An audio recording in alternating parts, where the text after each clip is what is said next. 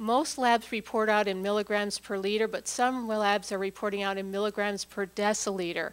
You just move the point over, and it's 10 times different. So do be aware of this. These two numbers are the same, and if you remember from your high school or college math, if you put one thing over the other, the units cancel out. So these numbers remain the same for the ratio. So I'll show you some data that shows that you can get an early detection of response to treatment with free light chain. This shows that serum free light chain detects response earlier than SPEP. If you have for example, here we have an IgG kappa multiple myeloma patient being monitored with the kappa free light chain in blue, and the SPEP monoclonal IgG is measured in red. And this is the free light chain concentration here, and this is the concentration for the red monoclonal line. And you could see the patient came in here at time 0 and started monitoring and got therapy. And if you were following just by SPEP, you'd see a small dip, and then it'd be almost 200 days before you actually saw the patient's value in SPEP start going down. But with free light, or serum free light chains, the value dropped dramatically, much quicker. So this shows how it can be detected earlier during response to treatment. Now I'll also show you another graph that shows how free light could sometimes detect relapse earlier than some of the other tests. This is a test this is the free light concentration here in milligrams per liter. And then remember I said immunofixation actually is either yes or no. So if the immunofixation in this graph is negative, the circle is open. If immunofixation is positive, it's black.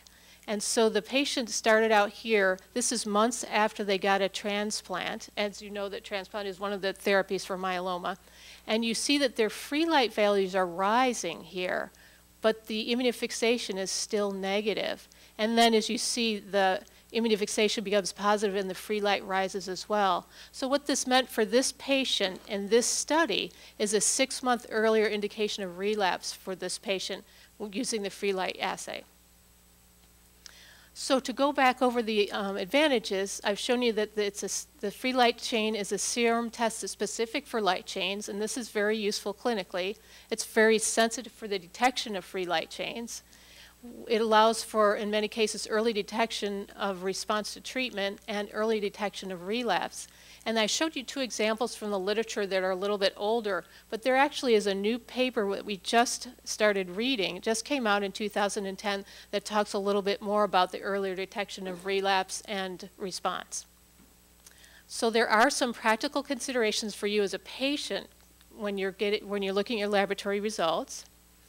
And these can be laboratory variability and biologic variability. Now, laboratory variability I'm going to go into in a few slides, but biologic variability, tests generally vary over time as you as an individual patient are getting it. There is some normal biologic variability. So physicians are pretty skilled at knowing what's the difference between just a normal variation and what's happening clinically. So you'll want to talk to them a lot about when you're talking about results, talk with them about what's real and what's maybe just biological. So the absolute values of the serum free light chain test can vary from lab to lab. And the reason for this is that there's different chemistry instruments are used in the different laboratories. And we actually make a different kit for each instrument because that's how we have to make the assay. So that can result in a few differences.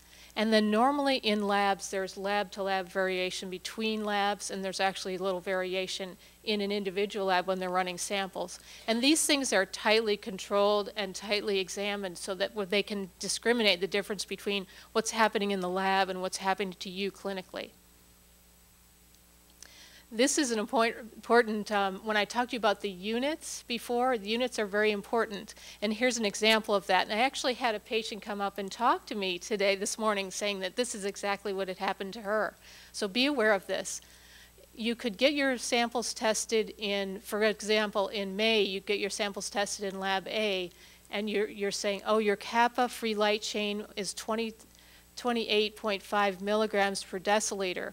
Then you go and get your sample tested in July in a different lab, and you look at your kappa light chain results, and you think, oh my goodness, it's 303 instead, so it's gone up by almost 10% or 10 times. But then you look back, oh no, this is milligrams per liter. So that really would have been 385 milligrams per liter. So do be sure to check this out and make sure you understand what's going on, especially if you're changing labs, because people often would come down to Arizona where they're coming from somewhere up north, so you're changing labs. So be aware of this. Your clinicians are usually aware of it. We're out talking about it, so just be aware that the units can change. Then there's laboratory variability. If you change the laboratory where your serum free light chains are measured, if possible, it's good to obtain some of your last sample and run it along with the new sample so that your physician can actually compare the two. Or you can just establish a new baseline for your serum free light chain levels. But whichever one you do, the change in your absolute levels shouldn't affect the clinical interpretation. And I think most clinicians understand that. If there's some confusion, you can always call us. My business card is out there, and we have technical directors such as myself all throughout the U.S. to help with just these kind of questions that you or clinicians might have. Another important development that happened last February is the publication of the International Myeloma Working Group guidelines for the use of serum-free light chain assays. Dr. Kyle and some of the Mayo doctors from Scottsdale are members of this group, and they are greater than 100 myeloma key opinion leaders. And what they did is they came to consensus on how the serum-free light chain assay should be used for multiple myeloma patients. And the three main areas they described were using it for diagnosis, prognosis, and monitoring. So a lot of times we find physicians saying, oh, we're using the serum-free light chain assay, but we're not quite sure how we should interpret it or how we should use it. Well, we can give them a copy of these guidelines so they can read the information that's a consensus from thought leaders. And we can actually go over that data with them as well to help them better use the assay and get all the information they can out of it to help you as a patient. So to summarize, I've talked to you about some of the advantages of serum-free light chain assays, that they're sensitive and quantitative, that allow for earlier detection of response and relapse. There are practical considerations that I went over with you, the normal ranges, to be careful to look at whether your units are milligrams per liter or milligrams per deciliter. And I've talked to you a little bit about the possibility of laboratory variability and also biological variability. And finally, I've talked to you about the guidelines that show the assay can be used for diagnosis, prognosis, and monitoring. So I hope this information will be helpful to you. If you have, I think we have a panel discussion coming up with questions, but if your questions don't get answered there, be sure and join me at the table. I'd be happy to answer other questions. And I have plenty of literature here for you to take home with you and use and with your physicians as well. Thank you.